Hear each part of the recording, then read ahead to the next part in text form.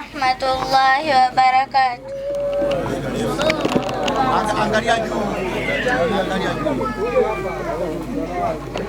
إن الحمد لله نحمده ونصلي ونسلم على رسوله الكريم. أما بعد، آبائي وأمهاتي، baba zangu na mama zangu, كافة الحاضرون الكرام, nyote mliohudhuria watukufu, saatakallamu qalilan amamakum, nitazungumzia kidogo mbele yenu, fi muashirati zawjain, kuhusu kaka ya wanandoa. Wajibu wa mume kwa mke wake. Wajibu wa kwanza, kumfanyia kila huruma na upendo katika mazungumzo na matendo, na kushauriana naye huku akitambua kuwa yeye ndiye msimamizi na kiongozi mkuu katika mambo yote. Wajibu wa pili, amvumilie bila ya kumchoka. Pale atakapoonyesha mapungufu, azidi kumwelekeza mazuri na kumhadharisha mabaya, kwani mwanamke ni kiumbe dhaifu. Qala Muawiya, alisema Muawiya, qultu ya Rasulallah, nilisema ewe mtume wa Mwenyezi Mungu, ma haqqu zawjati ahadina alayhi, ni ipi haki ya mke wa mmoja wetu juu yake? Qal, alijibu, an tut'imaha idha tu'imta, mlishe unapokula, wa taksuha idha tasaita, mvishe unapovaa, mpe makazi kadri ya wasaa wako, wala tadhribil wajha, wala usimpige uso, wala tufabbih, na wala usimlaani, wala tahjur illa fil bait, na wala usimuhame isipokuwa humo nyumbani.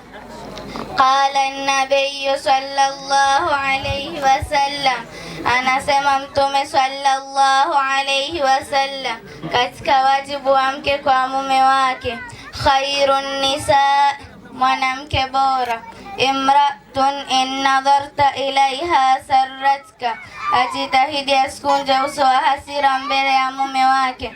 Kama litakuwepo tatizo alitafutie ufumbuzi. Wa in amartaha ta'atka, na akiamrishwa na mume wake jambo lisilo la kumwasi Mwenyezi Mungu, atii mara moja. Wa in ghibta anha hafadhatka fi malika wa nafsiha, au tunze mwili wake kwa ajili ya mume wake na aitunze mali ya mume wake. Wasiyatul abu binatahu inda zawaj, wasia wa baba kwa binti yake wakati wa kuolewa. Kwa hakika lawama za hapa na pale zinajenga chuki. Wa alaika bilkuhli, na ujitahidi kupaka wanja. Fa innahu asyanu zina, kwa hakika wanja ni pambo la mapambo. Wa atyabu taybil ma, na manukato mazuri zaidi ni maji. Wasiyatu zawji zawjata, wasia wa mume kwa mke wake.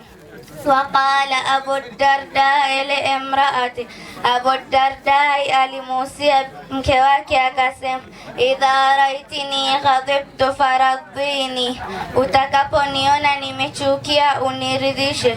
Wa idha raaituki ghadbarallaituki, na nitakapokuona umechukia nikuridhishe. Wa illa lam nastahibi, tusipofanya hivyo hatutaishi vizuri. Wasiyatul ummu binataha inda zawaj, wasia wa mama kwa binti yake wakati wa kuolewa. Qalat Amamatu bint al-Harith al-bintaha, Amamatu bint al-Harith alimuhusia binti yake akasema, innaki faraqtil jawi alladhi minhu kharajati, hakika wewe umeliacha anga ambalo ulikuwemo. Wa khalaftil ushi alladhi fihi darajati, na nyumba uliokuliamo umeiacha nyuma yako ukaipa mgongo. Ila wakri lam ta'la fihi, umeendea mazingira ambayo hukuyajua.